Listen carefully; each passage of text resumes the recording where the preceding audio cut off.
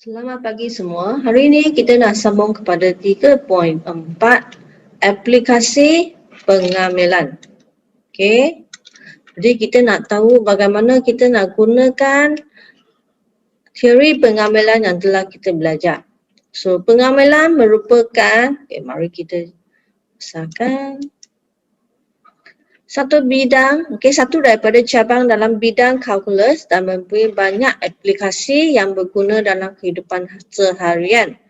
Melalui pengamilan, kita dapat mencari luas suatu rantau yang berbentuk lengkuk, menentukan jarak yang dilalui oleh suatu objek daripada fungsi hal laju serta menyelesaikan banyak masalah dalam bidang ekonomi, biologi dan statistik. So, sekarang kita cuba lihat, cikgu akan cuba guna gunakan latihan untuk menunjukkan bagaimana kita nak menggunakan teori pengamilan untuk selesaikan soalan yang ada. Rajah menunjukkan geratan rentas bagi sebuah tudung saji rotan berbentuk parabola yang boleh diwakilkan oleh persamaan ini. Jadi sini bentuk parabola. Boleh wakilkan dengan fungsi y sama dengan negatif kx square. Dengan keadaan y adalah tinggi dalam M dan X adalah jejari dalam M. Tudung saji itu. So yang sini 50 cm, ini 100 cm. So yang sini adalah tinggi dia. Tinggi ini adalah Y, so ini adalah Y dia. So yang bahagian sini adalah yang jejari. So ini adalah diameter. Bahagian ini adalah diameter. Tunjukkan bahawa K sama dengan 1/50. So bagaimana kita nak tunjuk? Mari kita mula. So yang graf sini, ini adalah lakaran dia. Sini Y, sini X. So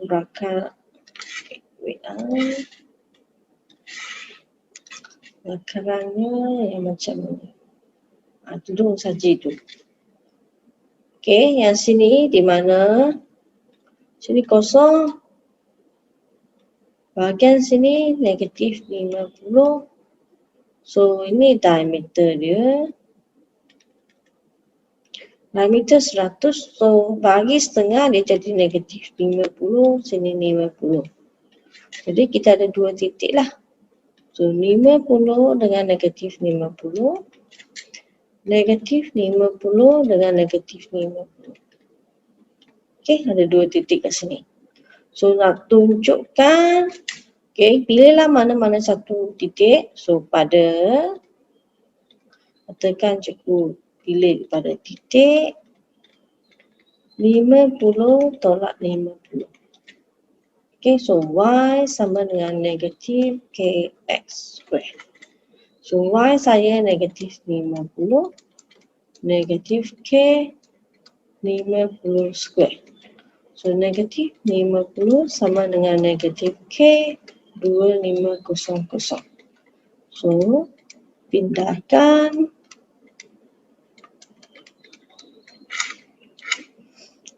Sini akan jadi 1/50. Sini ada K sahaja. So tertunjuklah kat sini.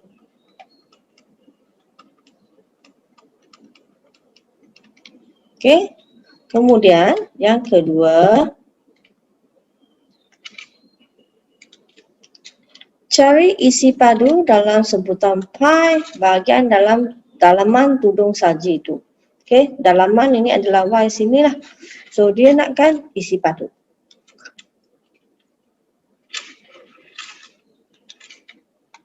Kita tarik sikit. Kita nak cari isi padu ya.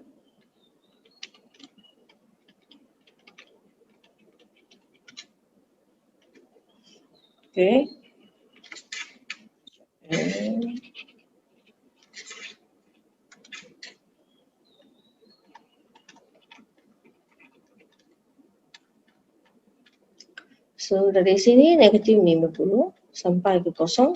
Yang ini gunakan koordinat Y kerana kedalamannya dia kata. So di sini saya akan gunakan pi x square dy. So, y sama dengan negatif 1/50 x square. So, negatif 50y sama dengan x square. Maka saya boleh gantikan. So, kami negatif 50, kosong, pi kat luar. Kemudian ini adalah negatif 50y dy. Okey, saya akan kamilkan negatif 50y square over 2. Kosong negatif 50. Maka saya akan dapat pi. Sini adalah negatif 25y square. Kosong negatif 50. Sama dengan pi. Kosong tolak 25 tolak 50 square. Okey, ini. So, boleh tekan calculator. Okey. So, bila anda tekan calculator, anda akan dapat. Sini sudah jadi positif. Ini 2500. So, dapatlah jawapan 62500 pi cm cube.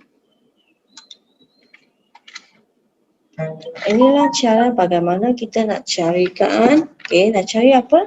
Kita nak cari isi padu. Okey? Jadi selesailah soalan yang pertama.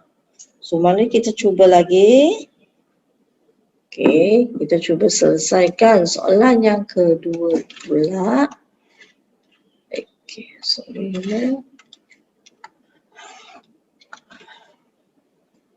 Soalan yang kedua. Okey, sini. Kadar penyusutan nilai harga bagi sebuah kereta dalam masa setahun diberi oleh ini. Dengan keadaan A ialah nilai harga asal dalam RM, T ialah bilangan tahun kereta itu dibeli. So, diberi harga asal bagi sebuah kereta ialah 48,000. Cari nilai harga kereta itu dalam selepas 7 tahun. So, maksudnya yang ditunjukkan kat sini adalah kadar penyusutan. Okay, susut nilai harga. Okay, kalau kita nak carikan nilai harga asal, nilai harga dia, okay, anda kena kamilkan yang bahagian sini. Okay, carikan berapa harga yang telah susut. Ambillah yang 48, tolak dengan yang nilai yang susut. Okay, maka dapatlah nilai harga selepas 7 tahun. So, mari kita mula. Sekarang 2A. S tanda T.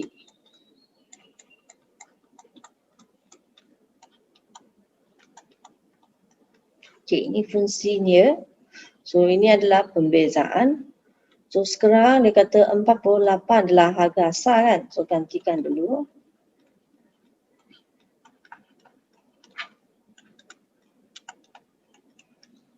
Okay, maka saya akan tulis 48. Okay, dapat 90. Okay.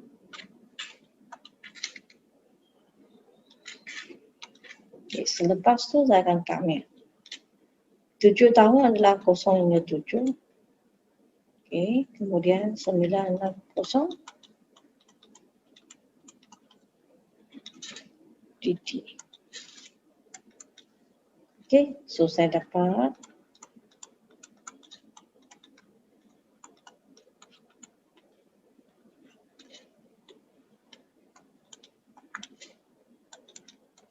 maka saya boleh simplify dulu.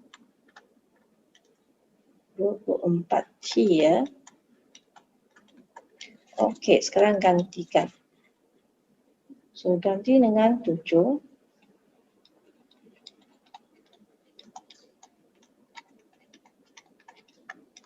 Tolak dengan 0. Yang ini boleh tekan calculator. Dapat yang ini. So, maksudnya saya boleh carilah sekarang. Okay, harga kereta selepas 7 tahun. 48,000.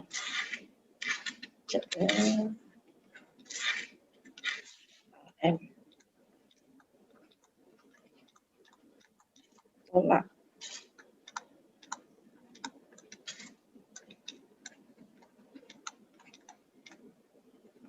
Tekan kalkulator ya. Okay, so dapatlah jawapannya. So inilah cara bagaimana kita nak cari. Okay, selepas 7 tahun. Okay, kita sambung lagi soalan yang B. Jika harga asal dilayani, cari beratus susutan nilai harga asal. Nilai harga kereta, selepas 5 tahun. Sekarang lain dia 5 tahun. So langkah kerja yang depan ni semua sama. Okay, cuba buat lagi. Okay, langkah kerja dia sama, 2B. Ambil balik yang ni.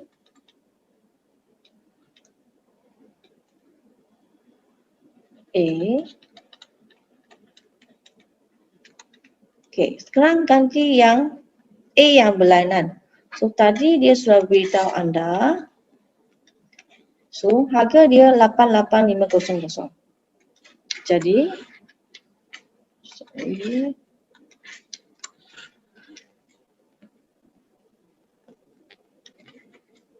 kita akan gantikan.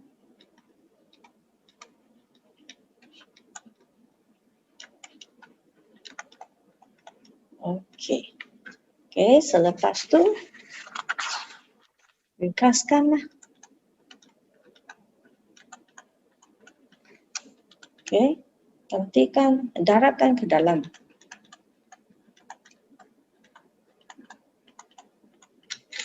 Okey, selepas tu kita kamil. Okey, kita kamil 5 tahun kan. Okey.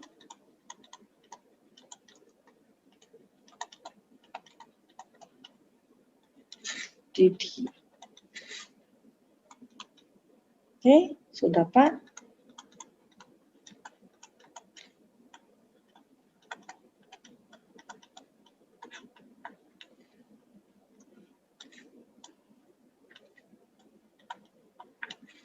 okey. So di sini gantikan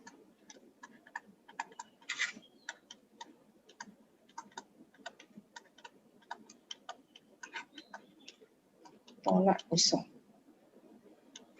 Okey, tekan kalkulator. Jadi anda dapat 7743.75. Okey, langkah sama saja sampai sini. Okey, selepas tu mulalah ada sikit beza. Sekarang kita nak cari peratus kan. So peratus. Okey, susutan nilai harga.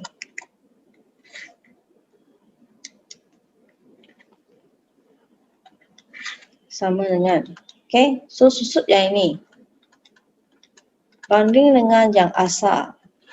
Yang asal adalah 88.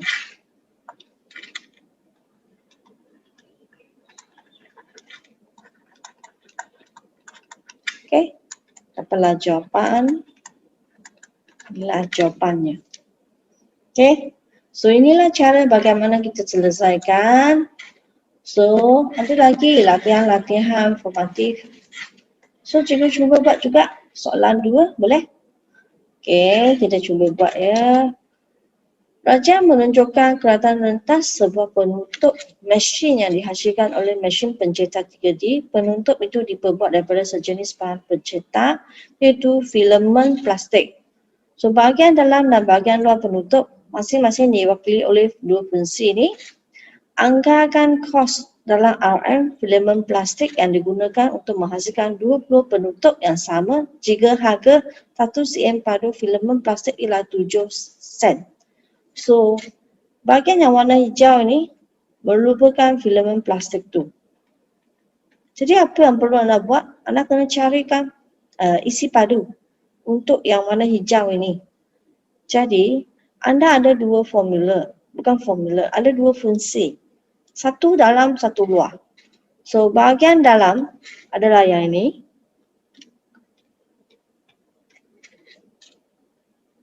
Bahagian ini adalah luar. Jadi, kita ada dua di sini. Maka apa yang perlu anda buat, kita kena tahu bagaimana kita nak carikan isi padu yang warna hijau ini. So, nak cari, maka kita perlu faham bahawa mesti ambil yang luar, tolakkan yang di dalam. Isi padu di luar, tolak dengan isi padu yang kat dalam. Okay? So, yang anda punya isi padu filamen plastik tu, okay? Ya. Cikgu nak tulis dulu yang dalam tu. Okay. Yang dalam formula Y sama dengan negatif 1/16 X square tambah 2.8. Okay.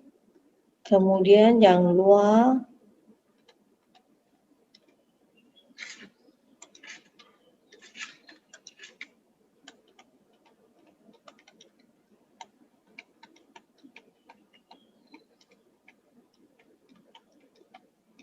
okay. So ini adalah yang dalam dengan luar. So bila saya nak tahu isi padu filamen plastik tu, maka saya kena ambil yang luar tu 0 hingga 3. Okay. Ini adalah Y kan. So pi X square dy.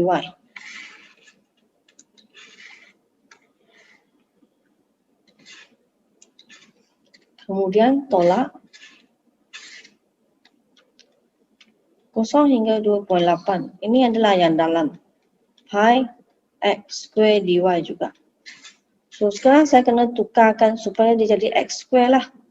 So di sini Y. Sorry ya. Di sini saya pindahkan ini ke sebelah sini. So dia akan jadi 1/16 X square sama dengan 2.8 tolak Y. So X square sama dengan 16 bracket 2.8 tolak Y. So yang ini adalah 1/20 X square sama dengan 3 tolak Y. So X square sama dengan 23 tolak Y. So untuk yang pertama ni, ini adalah untuk yang luar. So yang luar ni saya akan tuliskan pi 0 hingga 3. Yang luar adalah 23 tolak Y dy. Tolak dengan pi 2.8. Dan dalam ini 16 2.8 tolak Y dy. Okey, seterusnya maka 20 pi, okey, kamil dengan 0 3 tolak Y dy. So tolak 16 pi 0 2.8 tolak Y dy. Okey. So di sini kita boleh mula kamil 20 pi 3Y tolak 3Y kuasa 2 over. Sorry, tak ada 3 ya. Y kuasa 2 over 2. 3 kosong. Okey, kamil yang ini 2.8Y tolak Y square over 2. Jadi 2.8 sini kosong. Okey, kemudian gantikan.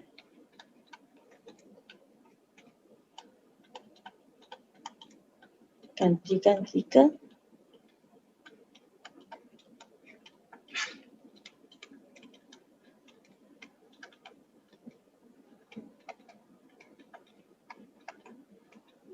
Ganti 2.8.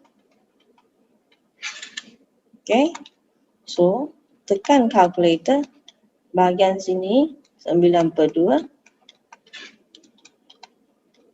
Bahagian belakang.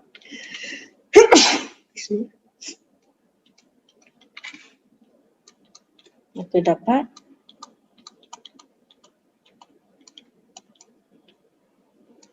dapatlah yang isi padu.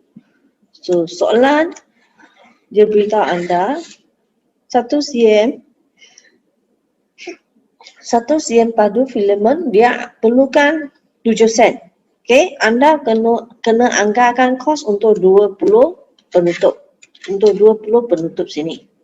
So bagaimana saya nak cari? Saya dah dapat isi padunya, maka saya kena tuliskan kos untuk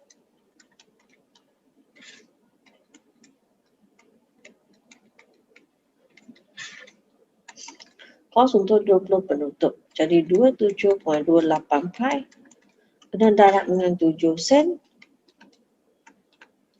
Kemudian darab dengan 20 lah. Maka saya akan dapat jawapan 119.98. So dapatlah jawapan dia. Itulah cara bagaimana kita nak kirakan. So secara kesimpulannya, apa yang boleh kita buat kesimpulan adalah baca soalan, yang mula-mula kita baca soalan, fahamkan, baca soalan, fahamkan, kemudian boleh mula rancang bagaimana kita nak selesaikan, kena interpret lah supaya anda tahu mana satu formula anda kena guna. So sudah rancang semua, sudah baca, sudah analisis, maka boleh mulalah tulis keluar langkah kerja anda sehingga anda dapat penyelesaiannya. So itu saja untuk hari ini. Sekian, terima kasih.